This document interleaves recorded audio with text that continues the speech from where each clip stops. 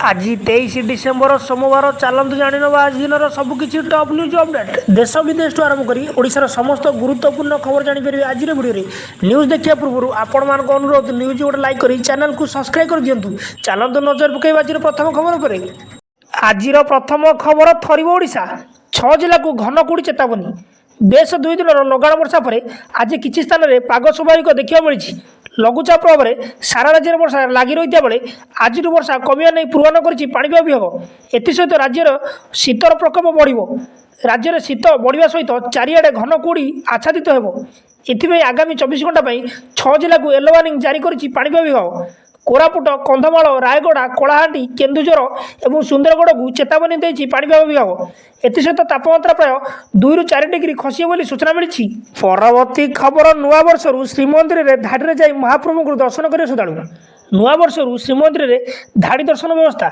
जानुरी 1 ରୁ श्रीमंदिर में धाड़ी जाई महाप्रभु को दर्शन कर श्रद्धालु एने सूचना देते आईन मंत्री पृथ्वीराज हरिचंदन एथिपाई परीक्षा सूचक भाव डिसेम्बर 30-31 ट्रायल करा 7 पाँच द्वार दे प्रवेश और घंटी और गारक द्वार दे श्रद्धालु प्रस्थान करेंगे घंटी द्वार महिला और वरिष्ठ नागरिक बाहरी बोली सूचना मिली।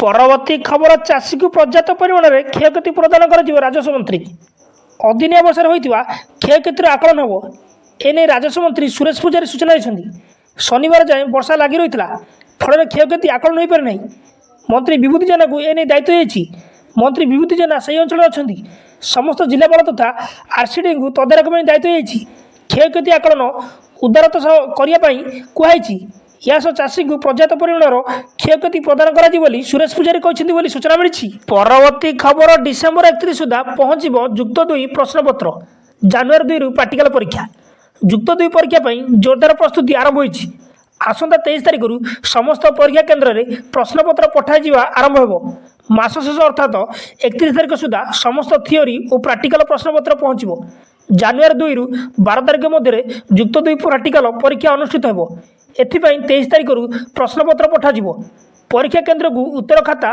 समेत प्राक्टिकल प्रश्नपत्र मार्क फुएल आदि उच्च माध्यमिक शिक्षा परिषद सीएचओ परीक्षा केन्द्र को पठाଯିव सूचना। परवर्ती खबर नुआ वर्ष आसो चतुर्थ पर्याय सुभद्रा टंका नुआ वर्ष में मिल पारे सुभद्रा टंका प्रथम किस्तिर चतुर्थ पर्याय टंका नुआ वर्ष में देवाकू योजना करुछंती राज्य सरकार एने उपमुख्यमंत्री प्रभाती परिडा कहते सुभद्रा चतुर्थ पर्याय टंका 20 लाख ऊर्ध्व लोक मिलिबो एथिबे प्रस्तुति चली समस्त सुजोग दियाजिबो भेरिफिकेशन डेरी होउछि आमे डिसेम्बर 30 तारिख टार्गेट रखीछु सबू भेरिफिकेशन जदि सरला तेबे जानुआरी रे मिलिबो आशा अछि बोली प्रभाती परिडा कहते बोली सूचना मिली।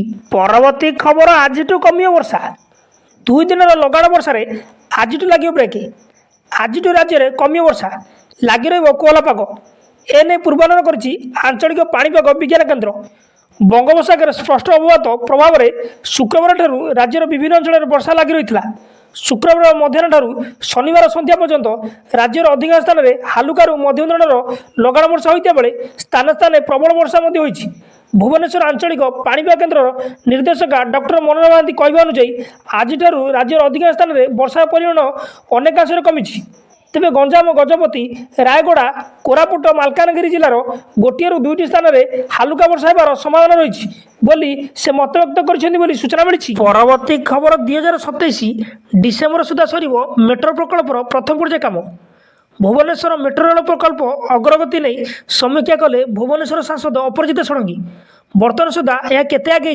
कौन डिपेयर अच्छी किए मेट्रो रेल प्रकल्प काम नहीं केतोटी स्टेशन हेबो एवं यहाँ किपर डिजाइन करा सह केबे सुधा कार्य सर एथिपाई बजेट केते रही अनुधान कर भुवनेश्वर सांसद 2027 डिसेम्बर प्रथम पर्यायर मेट्रो प्रकल्प कार्यकारी होली सूचना मिली। परवर्ती खबर जानुरी 18 ରୁ आरंभ हो विदेशी पक्षी गणना जानुरी 18 तारिख हीराकुद डैम आरंभ हो विदेशी पक्षी गणना चलित वर्ष अक्टोबर मासरू विदेशी पक्षी हीराकुद डैम को आसुछंती सेमानक सुरक्षा व्यापक व्यवस्था कराई सेहीपरि आसंता मास 18 ରୁ पक्षी गणना आरंभ हो एने सूचना देते हीराकुद वन्यप्राणी डीएफओ अंशु प्रज्ञा दास बोली सूचना मिली। परवर्ती खबर कुवेत स्वामी ओडिया कथा मोदी प्रधानमंत्री नरेंद्र मोदी 2 दिनिया कुवेत गस्तर जाइछंती सेठारे भारतीय तथा ओडिया स्वामी प्रधानमंत्री कथा होइछंती କ୍ୟାମ୍ପରେ ଗଞ୍ଜାମ ଜିଲ୍ଲା ଖଲିକୋଟ ଅଞ୍ଚଳର ଜଣେ ଓଡ଼ିଆ ଯୁବକଙ୍କ ସହ ଓଡ଼ିଆରେ ମୋଦି କଥା ହୋଇଛନ୍ତି। ଯୁବକଙ୍କୁ ଜୟ ଜଗନ୍ନାଥ କହିବା ସହ ଧନ୍ୟବାଦ କରିଥିଲେ ବୋଲି ସୂଚନା ମିଳିଛି। ପରବର୍ତ୍ତୀ ଖବର, ଲଘୁଚାପ ଜନିତ ବର୍ଷା ଯୋଗୁଁ କୋରାପୁଟ ଜିଲ୍ଲା ବେହାଲ। କୋରାପୁଟ ଜିଲ୍ଲାରେ ଗୁରୁବାର ମଧ୍ୟରାତ୍ରିରୁ ଲାଗି ରହିଛି ଲଘୁଚାପ ଜନିତ ଲଗାଣ ବର୍ଷା। ଏଭଳି ବର୍ଷା ଲାଗି ରହିବା ଫଳରେ କୋରାପୁଟବାସୀ ଅସ୍ତବ୍ୟସ୍ତ ହୋଇ ପଡ଼ିଛନ୍ତି। ସେପଟେ ଅମଳ ପାଇଁ ପଡ଼ି ରହିଥିବା ପାଚିଲା ଧାନ ଫସଲ ବର୍ଷା ପାଣିରେ ଭିଜି ହୋଇ ସମ୍ପୂର୍ଣ୍ଣ ଭାବେ ନଷ୍ଟ ହେବା ଦେଖାଦେଇଛି। ଫଳରେ ଜିଲ୍ଲାର ଚାଷ ଉପରେ ନିର୍ଭର କରୁଥିବା ଚାଷୀ ଏକ ପ୍ରକାର କ୍ଷତି ସହିବା ଦେଖାଦେଇଛି। ଗତକାଲି ମଧ୍ୟରାତ୍ରିରୁ ଲାଗି ରହିଥିବା ବର୍ଷା ଜିଲ୍ଲାର କେତେକ ସ୍ଥାନରେ ଦିନ ତମାମ ଲାଗି ରହିଥିବା ଫଳରେ ସମଗ୍ର କାମଧନ୍ଦା ବନ୍ଦ ହୋଇଥିବା ଦେଖାଯାଇଛି ବୋଲି ସୂଚନା ମିଳିଛି। ଖବର, ବନ୍ଦ ରହିବ ଶିମିଳିପାଳ ଅଭୟାରଣ୍ୟ। ଅଦିନିଆ ବର୍ଷା ଯୋଗୁଁ ପର୍ଯ୍ୟଟକଙ୍କ ପାଇଁ ବନ୍ଦ ରହିବ ଶିମିଳିପାଳ ଅଭୟାରଣ୍ୟ। ବର୍ଷା ପାଇଁ ଶିମିଳିପାଳ ବନ୍ଦ ରହିବା ନେଇ ସୂଚନା ଦେଇଛନ୍ତି ଅଭୟାରଣ୍ୟ କର୍ତ୍ତୃପକ୍ଷ। ବର୍ଷା ପାଇଁ ଶିମିଳିପାଳ ଅଭୟାରଣ୍ୟ କାଲି ବନ୍ଦ ରହିବ। ଯେହେତୁ ଆସନ୍ତାକାଲି ବର୍ଷା ହେବା ନେଇ ପାଣିପାଗ ବିଭାଗ ଅନୁମାନ କରିଛି, ତେଣୁ ତାକୁ ଦୃଷ୍ଟିରେ ରଖି ଶିମିଳିପାଳକୁ ଆସନ୍ତାକାଲି ବନ୍ଦ ରଖାଯିବ। ଏନେଇ ସୂଚନା ଦେଇଛନ୍ତି ଶିମିଳିପାଳ କର୍ତ୍ତୃପକ୍ଷ ବୋଲି ସୂଚନା ମିଳିଛି। ପରବର୍ତ୍ତୀ ଖବର, ଉପକୂଳ ମୁହାଁ ଅଲିଭ୍ ଲୋଡର କଇଁଛ। ସୁରକ୍ଷା ପାଇଁ ଦିଆଗଲା ପ୍ରଶିକ୍ଷଣ। ଉପକୂଳ ମୁହାଁ ହେଉଛନ୍ତି ଅଲିଭ୍ ଲୋଡର କଇଁଛ। ସମୁଦ୍ର କୂଳକୁ ଆସୁଥିବା ଅଲିଭ୍ ଲୋଡର କଇଁଛ ମାନଙ୍କୁ କିପରି ସୁରକ୍ଷା ଦିଆଯିବ ସେ ନେଇ ଏକ ପ୍ରଶିକ୍ଷଣ ଶିବିର କରାଯାଇଥିଲା। ଏହି କାର୍ଯ୍ୟକାଳରେ ବନ କର୍ମଚାରୀମାନଙ୍କୁ ତାଲିମ ପ୍ରଦାନ କରାଯିବା ସହିତ ସଚେତନତା କରାଯାଇଥିଲା। ପ୍ରଶିକ୍ଷକ ଅଭିଜ୍ଞତାପୂର୍ଣ୍ଣ ପ୍ରଶିକ୍ଷକ ରିସର୍ଚ୍ଚ ପର୍ସନ ଏହି ପ୍ରଶିକ୍ଷଣ ଦେଇଥିଲେ ବୋଲି ସୂଚନା ମିଳିଛି। ପରବର୍ତ୍ତୀ ଖବର, ପ୍ରଧାନମନ୍ତ୍ରୀ ମୋଦିଙ୍କୁ ମିଳିଲା କୁଏତର ସର୍ବୋଚ୍ଚ ସମ୍ମାନ। ପ୍ରଧାନମନ୍ତ୍ରୀ ନରେନ୍ଦ୍ର ମୋଦିଙ୍କୁ ମିଳିଲା କୁଏତର ସର୍ବୋଚ୍ଚ ବେସାମରିକ ସମ୍ମାନ। 2 ଦିନିଆ କୁଏତ ଗସ୍ତରେ ଯାଇଥିବା ପ୍ରଧାନମନ୍ତ୍ରୀ ମୋଦିଙ୍କୁ ଆଜି ଏହାର ସର୍ବୋଚ୍ଚ ସମ୍ମାନ ଅର୍ଡର ଅଫ୍ ମୁବାରକ ଅଲ କବିର ପ୍ରଦାନ କରାଯାଇଛି। ଏହା ହେଉଛି କୌଣସି ଦେଶ ଦ୍ୱାରା ପ୍ରଧାନମନ୍ତ୍ରୀଙ୍କୁ ମୋଦିଙ୍କୁ ପ୍ରଦାନ କରାଯାଇଥିବା 20ଶ ଅନ୍ତର୍ଜାତୀୟ ସମ୍ମାନ ବୋଲି ସୂଚନା ମିଳିଛି। ପରବର୍ତ୍ତୀ ଖବର, ଭକ୍ତ ସେବାୟତ ମାରପିଟ। ପୁରୀ ଶ୍ରୀମନ୍ଦିର ସମ୍ମୁଖରେ ଅଭାବନୀୟ ଦୃଶ୍ୟ।